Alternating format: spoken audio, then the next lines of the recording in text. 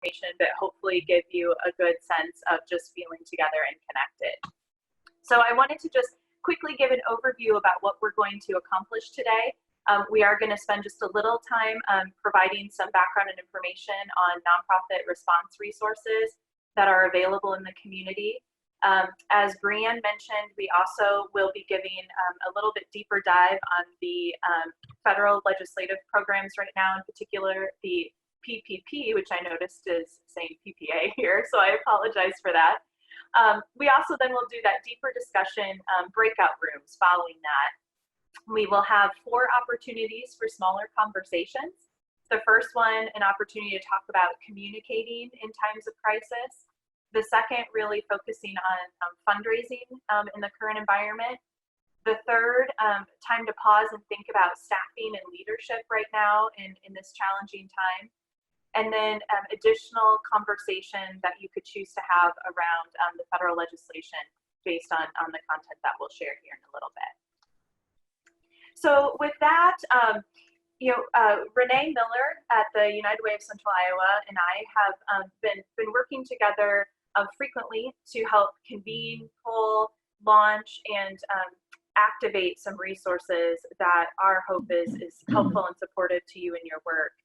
We're going to highlight a couple of those for you now, and please know that we will provide links to this information in follow-up, but just wanted to take an opportunity to give you some high-level information this morning.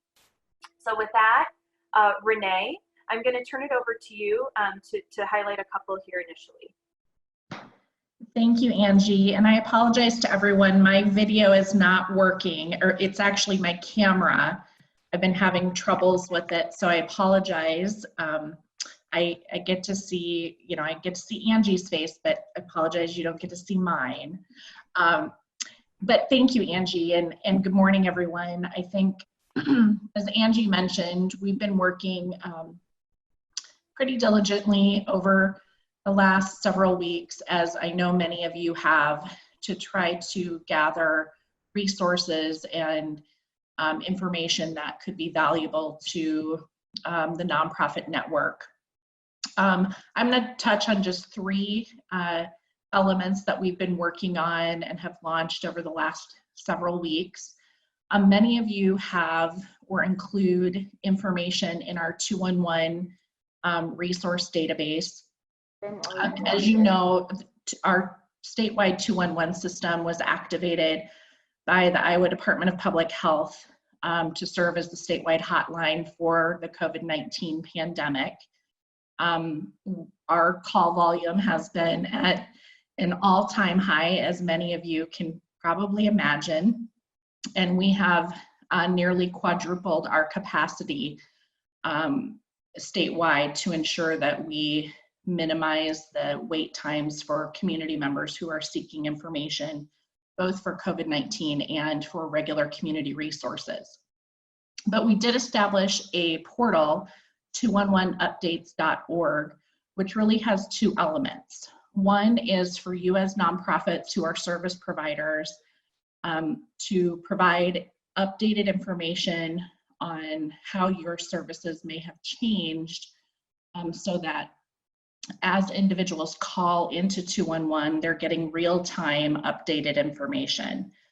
So we ask all nonprofits to input your changes as often as those take place to ensure that our information and referral specialists at 211 can direct individuals in the community with the most updated information.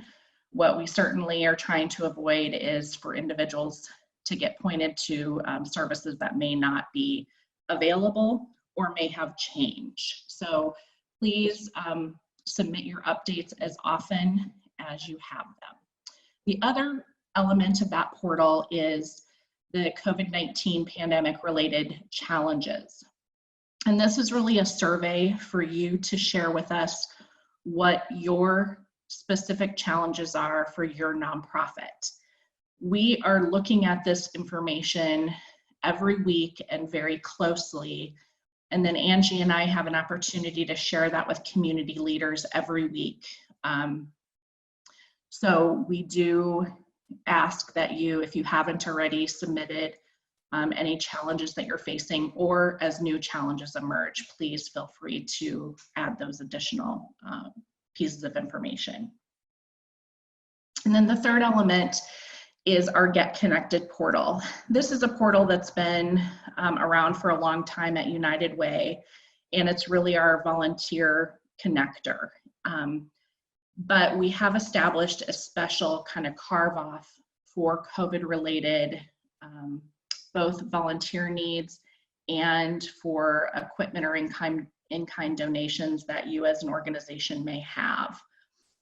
So if you haven't had a chance to take a look there, we know that even with social distancing, volunteer opportunities have certainly changed, but we still know that many of you have volunteer needs, especially in some of the safety net programs. So if you want to post anything there, or if you have any equipment or supply needs for your organization, that's another opportunity to post there.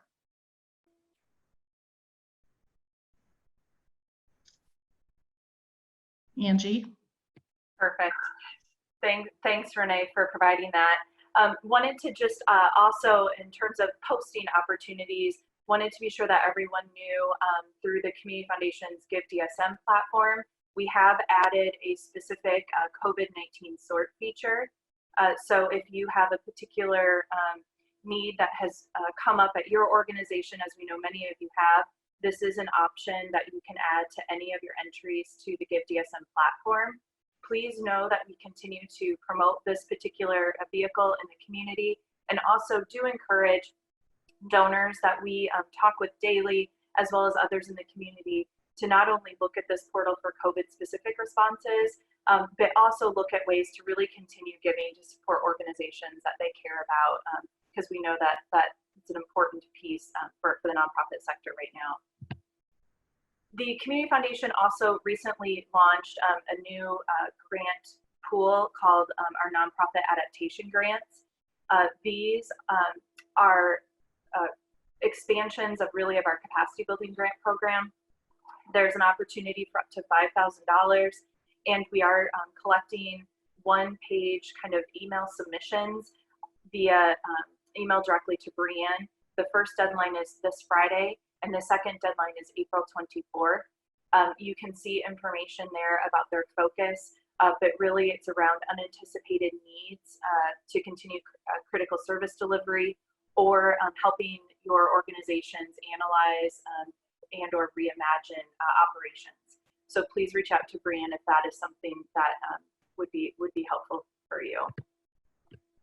The last element that we just wanted to make everyone aware is really related to the Disaster Recovery Fund. As you have probably seen, hopefully in a lot of email communication and also in some media promotion, our community does have the Disaster Recovery Fund. This is really focused around reducing economic and health impacts on vulnerable populations.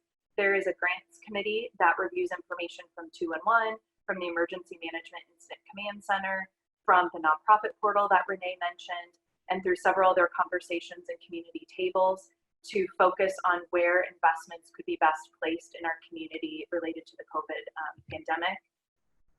The grants committee also has started to outline more clarity around the fund's philosophy. And you can see this here in terms of phase one, really looking at safety net services directly to providers. Phase two will really look at provider support to address those unmet needs. And those are really the first two focus areas that the fund will be looking at. Again, this fund is for nonprofit organizations. The first wave does not have an application process because we're getting all this information in lots of different areas.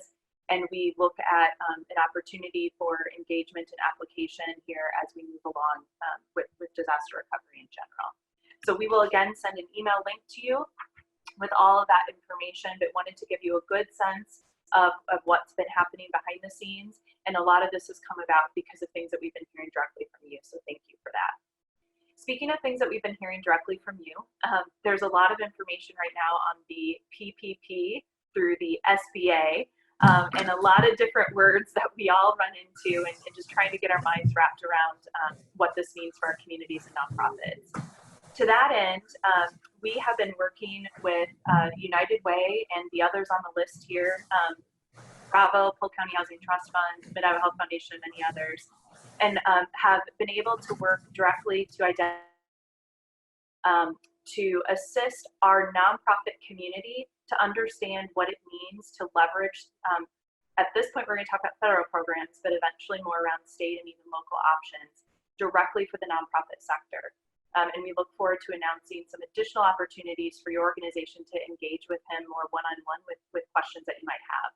So with that, I'm going to turn it over to Dustin, who's going to give a deeper overview around the Small Business Administration's Paycheck Protection Program. Dustin?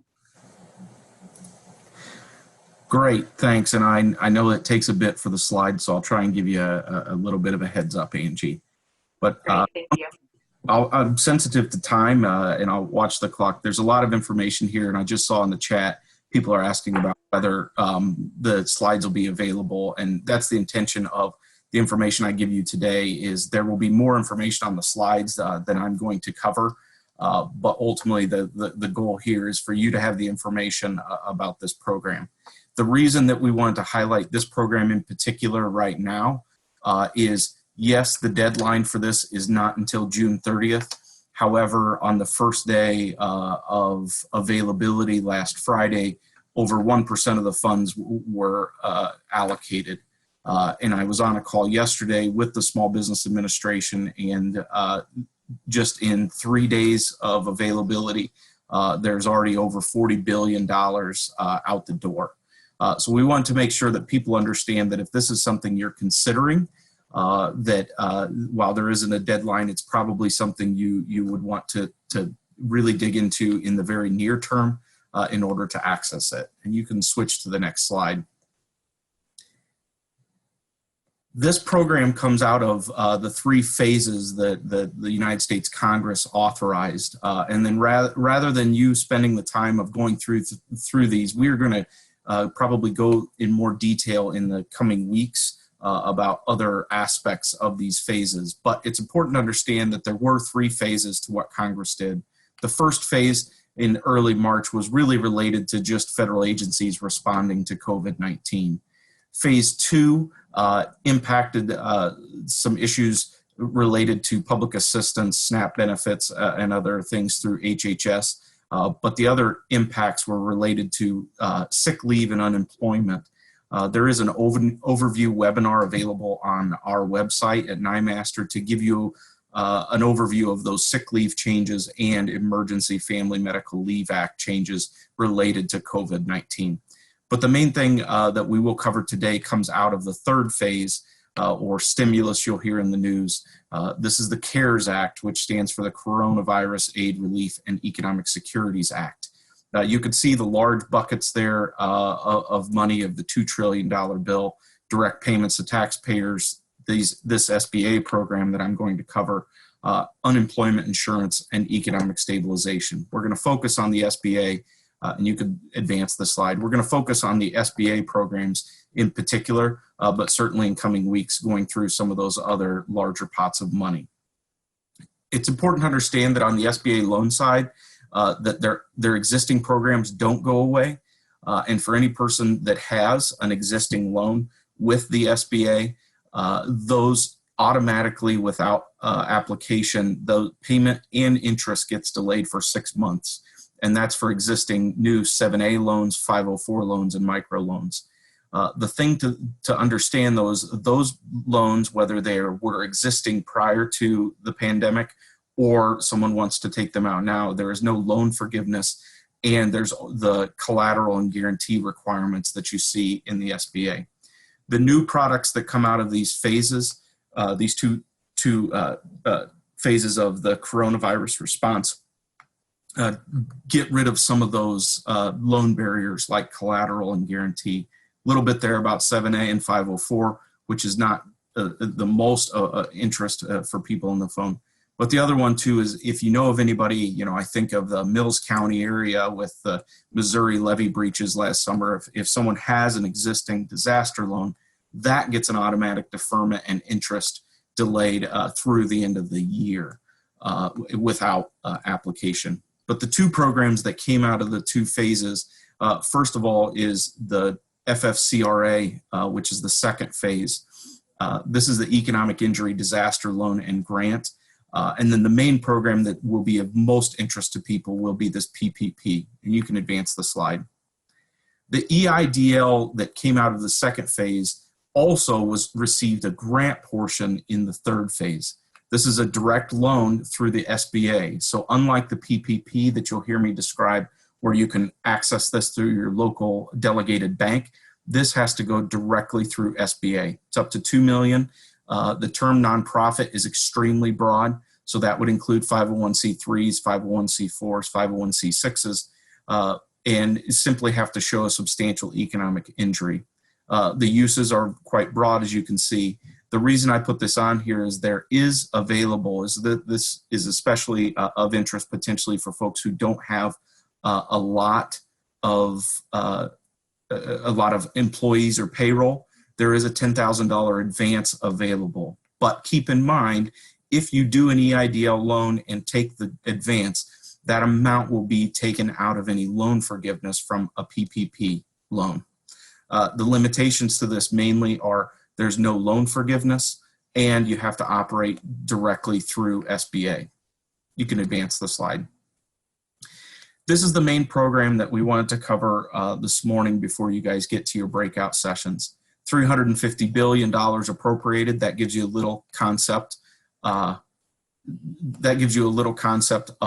how the scale of this, maybe gives you a little more of a concept of $40 billion in 3 days, how quickly.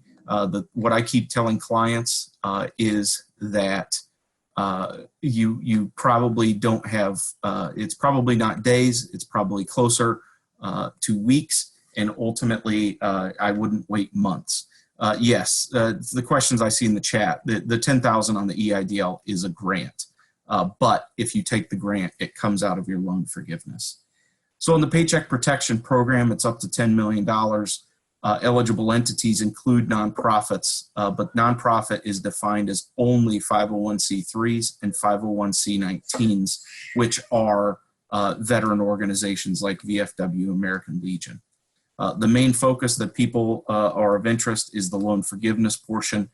This is 8 week, upon loan origination, 8 weeks after that, receiving payroll costs, interest on mortgage obligations, rent, and utilities after that loan origination date. And one of the limitations that we're not going to get into detail here is that some of the other tax benefits that are under the CARES Act are not available if you utilize the PPP and want to achieve the loan forgiveness portion. You can advance the slide. Real briefly here, nonprofit, as I said, is exactly identified, unlike the EIDL, which is a much broader definition.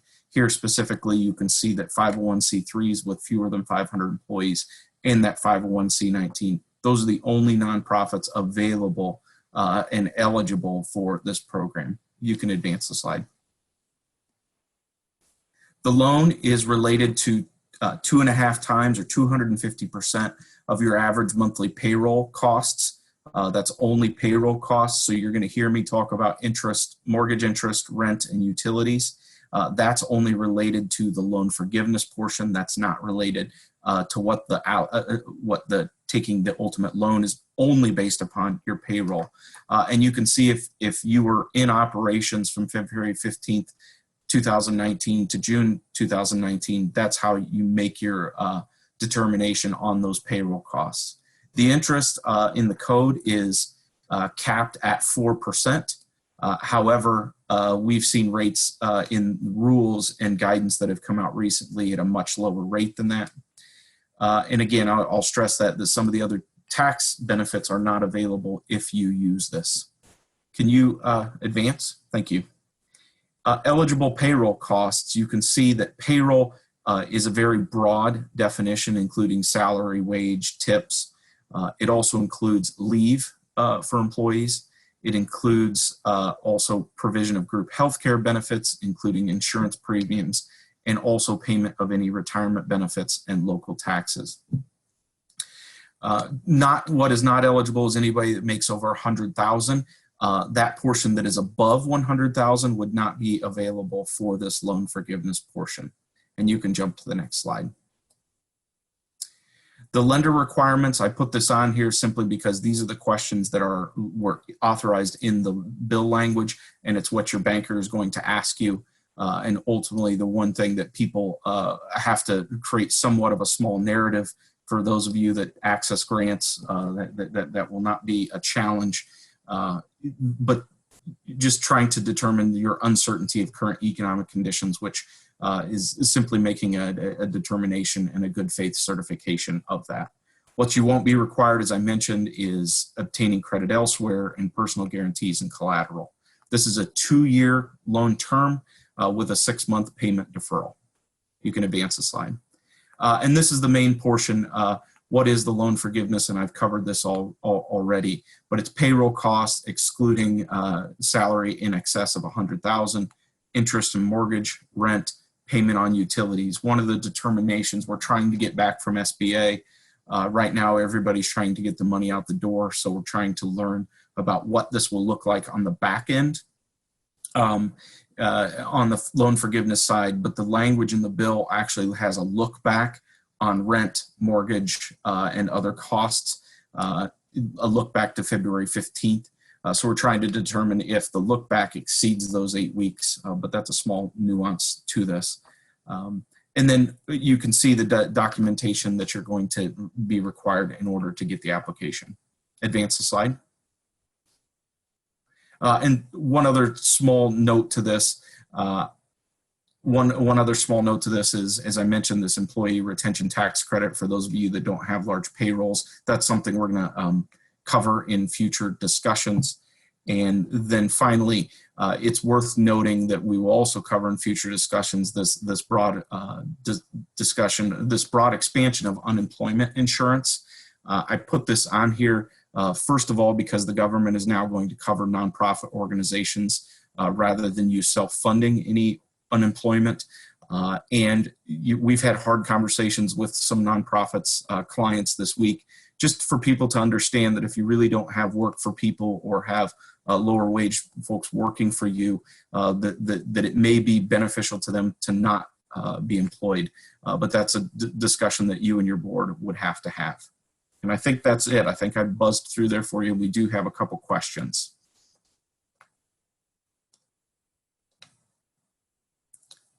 Brianne, would you like me to address? I see the one from Jackie. That's a discussion with your banker about the loan origination. Ultimately, you're going to want to get that loan originated as quickly as possible. I would say just simply because of the money being appropriated. I have heard that there will be a phase 4 in discussions. Even Senator Grassley has mentioned that this program should be included in any phase 4. But the origination is key in making sure that your loan amount is authorized so that you can get that loan forgiveness. However, I'm sure your questions related to, how do you make sure that you have people working so that you get to maximize the amount of loan forgiveness. And we're having those conversations as well. And I'm happy to talk further with somebody offline for that. Independent contractors are eligible. We're waiting for more guidance on independent contractors. It is a real challenge.